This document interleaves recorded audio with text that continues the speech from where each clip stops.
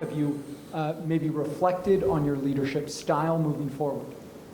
No, my plan is to continue to lead and be the only leader in the country that's fighting for an affordable Canada, where our people who work hard can afford a home and food. That is my agenda. Conservative leader Pierre Poilievre there, taking questions yesterday for the first time since one of his MPs announced he was quitting politics and another defected to the Liberals, blaming Poilievre's leadership as part of the reason. Poilievre went on to highlight Liberal MP Nathaniel Erskine-Smith's online video with some criticism of the government's budget, suggesting reporters pursue that angle. When you have a Liberal MP attacking the costly credit card budget that Mr. Carney has put forward, then we see turmoil in the Liberals, and I know that there will be wall-to-wall coverage on CTV of this turmoil, of a Liberal MP criticizing his own budget days before the vote. I know you're camped outside his office right now, waiting to get comment from him. I know you've been chasing Mark Carney down hallways to find out what he has to say. I mean, it's just been the relentless coverage that you will have of this dissent within the Liberal Party. I don't know what the other channel did, but we had Nate Erskine-Smith on in the first hour of the show. You'll find that online or in the podcast. Lots to dig into, though, with our reporter roundtable. Robert Fife, he is the Ottawa Bureau Chief for the Globe and Mail. Mia Rabson is Deputy Parliamentary Bureau Chief at the Canadian Press. And Joël Denis Bellavance is the Parliamentary Bureau Chief for La Presse. A few things to go through there. Bob, let's start with the first part of that clip intro where Mr. Poilievre was asked if he needed to reflect on his leadership. He said, no, I'm going to keep doing these things. What do you make of his response to the sort of the turmoil of last week? Well, everything's going grand, my friend. I mean, he has no reason to change. I mean, he's 20 points behind Prime Minister Carney. He's lost a Conservative MP who crossed the floor. Let's see, there's Matt Genereux has said he's going to leave the party. Everything's just hunky-dory. Look, he's in denial here, and he does have a serious problem with public perception. And I don't think it was helped by the news conference that happened yesterday, which he attacked the media. He said there's no problems with them, and he actually tried to introduce two MPs to join him on stage, but all they did was do talking points and praise him. Mm-hmm. There's a disconnect, I think, with what the public is going through right now about the serious economic crisis the country is facing, the trade war with the United States, and Mr. Poilievre basically saying there's nothing wrong with him and not proposing anything other than criticizing everything. And I think that's going to be a real problem for him. I was confused by that news conference yesterday because I thought, boy, you're not getting it. Well, I mean, I said earlier, it felt like 2024 because that was kind of what we saw when, Mr. Poilievre was 20 points ahead, in the way he sort of dealt with the media. But here we are a year later and a reversion to form. I don't know if it's falling back on old habits or how would you describe what we saw? I mean, two things. One, Mr. Poilievre does not seem to be able to sort of dig himself out when he's sort of facing difficulty, and he sort of reverts back to the same lines, which is attack the media, attack the messenger, and why aren't you also going after the Liberals for the same things? And that, whether or not any of those are true, if you are not responding to the question and you're just trying to deflect, you're not actually helping yourself. Most people can see through that right away. He's not really answering the substance of the question. The other thing that's interesting is he raised himself, Nathaniel Erskine-Smith's comments about the budget, which were probably more interesting, thoughtful, and reasonable criticism of his own party's budget than what Poilievre has offered to this point. He actually was making some very specific points about what the government had promised and what was in the budget. And you just hear the same talking points that we've heard from Mr. Poilievre for more than a year now, practically since he took the leadership role. So he's not really offering anything new, and he's getting the same result. And at some point, you'd have to think that the party's going to be like, well, if we keep getting the same results, if people aren't turning to us anymore, what are we doing? So JD, he wants shovels in the ground, but he's just digging a bigger hole. Is that where we are right now with this approach? Not the kind of shovel he was thinking, I think. But remember, this was the first press conference of Mr. Poilievre since the Matt Genereux departure, and also he answered questions from reporters. And Our colleagues at the Toronto Star reported Saturday that there are up to between 10 and 15 MPs who are very frustrated with his leadership and are looking for change. If they were watching him yesterday, maybe they were not convinced to stay in the fold. Maybe that, sort of fueled their thinking about their future. And we'll see what the next few days will reserve for Mr. Poilievre. If more MPs decided this is not the kind of leadership that I want, those who are, thinking about the future, this might be the la cerise sur le sundae, the cherry on the sundae for them, right. And they might leave. But do you think that's still a live concern? Because, I think it is. Yeah, like a defection or just done with politics? Done Not with running politics. again, done with politics, saying they're, they need to go back to their family, or even maybe some people who feel that they can contribute more in a better way, in a positive way, thinking of imitating Chris d'Entremont, who decided And to he join is, the Liberals. he is blaming the media for his own misfortune. The pens have come back. Journalists are now back in the pen. But after the election campaign, he freed us from the pen, and he was coming on journalism shows. But now the reporters are having to be penned off when they go to events. They're putting stanchions out. I'm a house cat. I don't get to leave the studio anymore. But like they did that during the election. It stopped for a while, but now that's back. That's back. They're walling reporters It in. started back this week. Yeah. That the reporters are now back in the pen. And the other thing is that, when he blamed the CBC and the CTV for apparently not covering the Nate Erskine-Smith comments, which were negative comments on the budget. We did it Monday night on the show. You did. I was just Yeah, going to 2 say, days you did before. it Monday Yeah, night, but CTV also reported on it, I believe, on Sunday. So it's not as if the media have not covered this, but he's trying to present to his base that somehow the Canadian media is against Pierre Poilievre, and we are in the tank with the Liberals, which is not the case, because people did report on what Nathan Erskine-Smith said. Well, we spoke to him, Nate Erskine-Smith, last hour, and he intends to vote for the budget. Here's some of the criticism in that video that Poilievre was talking about, because he does have concerns with the plan. Have a listen to this.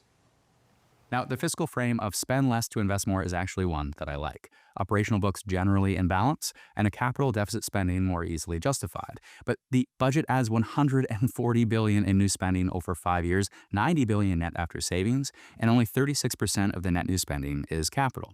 Related, there is a lot of deficit financing here to cover non-capital new spending. Okay, Mia, as you're saying, there's measured, and he's putting up his sources, which is also an interesting thing to see, right? The 36% number isn't his, it's RBC's. That's Nate Erskine-Smith. He's kind of been a more independent-minded backbencher throughout his career. Like, he is still voting for the budget. He still supports Mark Carney. He still is a Liberal, supports Liberal, has had no consequence.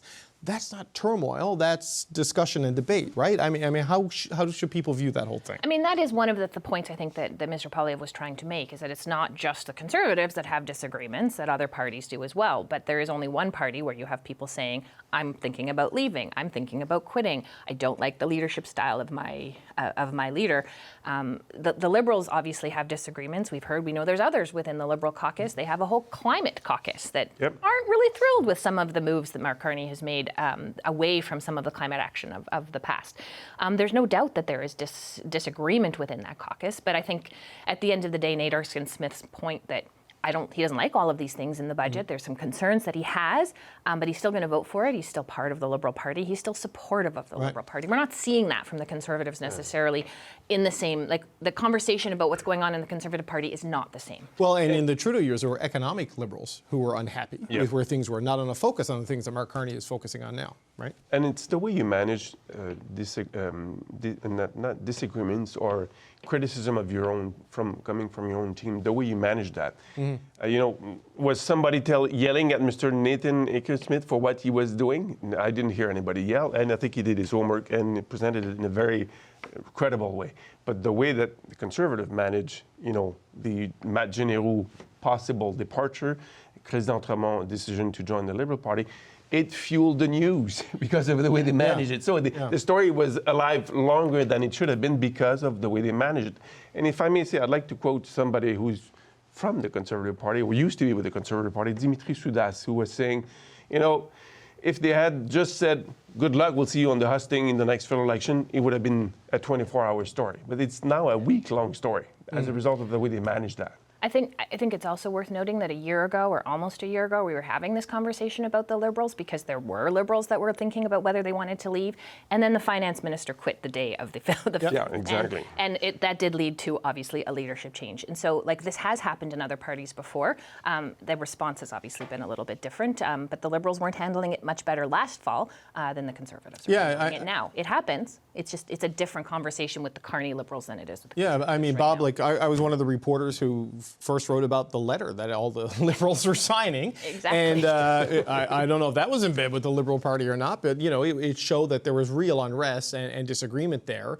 Mark Garretson and Stephen McKinnon aren't going to Nate Erskine-Smith's office and, you know, giving him the gears for what he had to say there. It's a different thing. There was real problems in the Liberal caucus a year ago. Well, there was a caucus revolt. Yeah. They forced Justin Trudeau out. And we all wrote about that.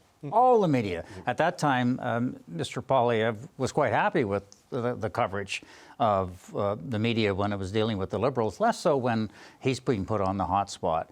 But, you know, I will say that Mr. Carney, in a year's time, if we're not into an election on Monday after the budget vote. I mean, I'm quitting. I can't do another election. But, you know, there are potential problems here for Mark Carney within the Liberal caucus over people like Nate Erskine-Smith's criticism, but also, I think, from some of the environmentalists or the more left-leaning members of the Liberal Party or the Liberal caucus. That's a potential problem for him. But right now, it's not showing up because he's only been 8 months in power, and he's got the discipline of power, which always benefits the government after an election campaign. And he's doing things, and he's trying to do things that I think polls are showing the Canadians are generally supportive of. Yeah, and look, and for people at home who don't know the inside baseball of this stuff, when we're reporting and saying that Conservative MPs are unhappy with leadership style and different things, it's not because the Liberals are telling us this, as sort of has been implied. I'm talking to Conservative MPs on the phone. I'm sure you're talking. Like, you know, so it's just like it was Liberals a year ago. I remember going into the makeup room here last year after the Toronto-St. Paul's by-election, and I spent 6 hours on the phone with Liberal MPs, and my God, you should have heard it, right? And it's not quite that dramatic now, but, you know, there's similar currents at play there. And, you know, and as Bob points out, there is the potential for some more discontent in the Liberal Party if things don't move, if there's more conflict on policy. So I want to shift a bit to the Prime Minister's major projects announcement today, because this could be a potential point. Mark Carney made it clear that naming these projects, referring to the MPO, does not guarantee approval. Have a listen. We work in concert with all parties, and we make things possible. We don't dictate. Referring to the MPO, the Major Projects Office, does not mean the project is approved. It means that all the efforts are being put in place from the federal government in order to create the conditions so it could move forward. Okay, so we've got a lot of process and promise and projects on the list, Mia, you know, and we do have concerns about the environmental impact of all of these things. If this doesn't deliver, if it isn't executed well, and if it's a further move away from the climate issues, that's where things could be maybe a little bit of trouble for the Prime Minister. Absolutely. I mean, this is a prime minister who came into this job with some amount of street credit when it came to the environment. He was, at one point, he was pushing, you know, a global carbon price and was big and sort of pushing for climate finance risks and all of that with the UN. He came in with a lot of sort of promise. Environmentalists expected a lot from him. And we haven't seen that language from him since he took office as prime minister. And there are a lot of people that are a little bit nervous about what that means. I mean, yes, he says it doesn't automatically mean approval, but it is hard to imagine a scenario where any of these projects go to the Major Projects Office and they say, yes, this is a project of in national importance, and the government says, nah, we're not going to approve that, you know? So at the end of the day, they think these projects are good enough to go ahead. They obviously want these projects to go ahead. They wouldn't be referring projects to them, to this office if they didn't want these projects to go ahead. But there are definitely a lot of risks, and there's not a lot of, they couldn't really answer the questions today as when we would start to see approvals and progress with some of these projects. Yeah, and JD was interesting. I spoke to Tim Hodgson earlier in the show, and he, you know, he acknowledged there's still a lot of obstacles for some of these projects because these are problems worth figuring out. And, you know, so no pressure on Don Farrell and the office to get it sorted. And also, in terms of risk, you know, the kind of relationship the government will have with Aboriginal people. it's not unanimous consent from the Aboriginal people. And I was surprised if some of them tried to stop some of the projects that are being referred to the MPO, the Major Project Office. But you could see, though, that there's sort of a, I would say, kind of a vision in the projects that were approved so far. 12 of them were approved. 5 of them deals with mines, critical minerals. Canada wants to be, a reliable supplier of critical minerals, trying to compete with China. So that's an interesting economic vision, because that's where, a lot of investments are waiting for Canada, but you need to push them forward and make sure that they're approved. And that's what the government is trying to do, because in the past, as we know, it took between 10 to 15 years to get a mine, to get the process, all the approval process. And so investors lost faith in Canada as a result, and we saw people leaving with their money because it was not, paying off here. Yeah, Bob, I mean, it might be tough to compete with China because autocracies can do things at a scale and a price the rest of us can't, but it creates a non-China option. Well, look, politically, this is the difficult issue for Mark Carney. If for some reason the government is defeated on Monday, I think there's a good chance that Liberals could come back with a majority, because he's put things in the window that's going to move the economy. 2 years from now, he may be in a more difficult problem, because these projects will not be going in 2 years' time. They're major projects that cost a lot of money, and they will not initially create the tens of thousands of jobs or investment right away. And so that's going to be a problem for him. And he kind of acknowledged it today in his news conference when he said, look, these are longer term projects. And although it's going to, under his scenario, it'll create a lot of jobs and raise the incomes of Canadians and make us much more independent from the United States, he's saying that right now, what I'm having to rely on is the corporate tax cuts for investment. And he says puts Canada's corporate tax rate 5% at advantage over the United States. This is the meter, and the marginal effective tax rate. We're riding everything on investors saying, I can invest in Canada right away now because the tax system works for us. Whether that will work or not, I don't know. But you can see the political problem that comes down 2 years' time if we're into an election campaign, and there are not these jobs that he's promised. Well, the 2 years' time, it reminded me of something. Dawn Farrell, who is running the Major Projects Office, she was talking about that today in terms of the role this thing plays. And she was speaking about one of the projects, I think it's the Timmins Nickel Mine. If I'm wrong, I apologize. She said, we're going to get alignment on permitting to take that process down from 6 years to 2. So accelerating things to this unimaginable speed means still a 2-year process to just get the permitting done. That's well before something is in production and producing jobs and wealth and royalties and revenue. It's probably worth noting that the first tranche of projects that were sent to the Major Projects Office were well down this road already. Like the Darlington nuclear plant, for example, it's just waiting for operational permits. It's already under construction. So some of those projects will probably start bearing fruit. And they're just sort of needing a little bit of a nudge to get over those final finishing lines. On that one, what Stephen Lecce told me on the show, the energy minister, is that it helped with the financing to get the electricity cost price down to a lower level. So it's saving ratepayers some money. So there were some, because there was questions about why they were preferring some of those projects when they were so far down the road. So some of these projects may start paying off before 2 years, not the ones announced today, I don't think, from where many of them sort of are sitting. But they are trying to send signals with these projects about other things that will happen in Canada. The issue I think Mr. Carney may face over the next 2 years is if they really want to compete with China or with the United States, one of the things that some investors look at is the regulatory environment. And that means sometimes not paying attention or running roughshod over our environmental protections and those laws.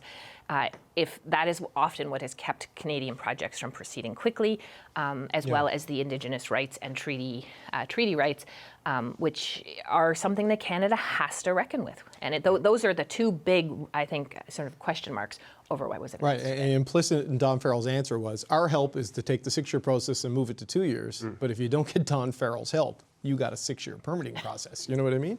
What I did find interesting, though, today was that the Prime Minister and the federal government is openly now hitching its bandwagon with Doug Ford on the Ring of Fire. And that was, clearly expressed in his press conference and his speech that he made. And that I find interesting because also in the budget, there was a big investment for the port of Saguenay-Lac-Saint-Jean, and they are proposing a corridor that would link the Ring of Fire, Northern Ontario, Northern Quebec, and bringing the critical minerals to Port of Saguenay. It's a deep water port and could expedite the exportations of those minerals to Europe, which is, want to those minerals. So that I think is a very also important element not to neglect. The other thing is no pipeline was mentioned except for the MOUs or. Well, there's a gas pipeline in there, but not a bitumen pipeline. So we'll see if what kind of a deal they can do with Daniel Smith by Grey Cup, which is Sunday. Bob, last 30 seconds to you. Look, I think what we're seeing is an overall plan that could be very good for this country. Ports, critical minerals, oil and gas, natural gas to the markets that will make, I think, generational change. But it's not something that's going to happen overnight. And will Canadians say, hey, where's the beef? That's the political issue that's I think confronts the government.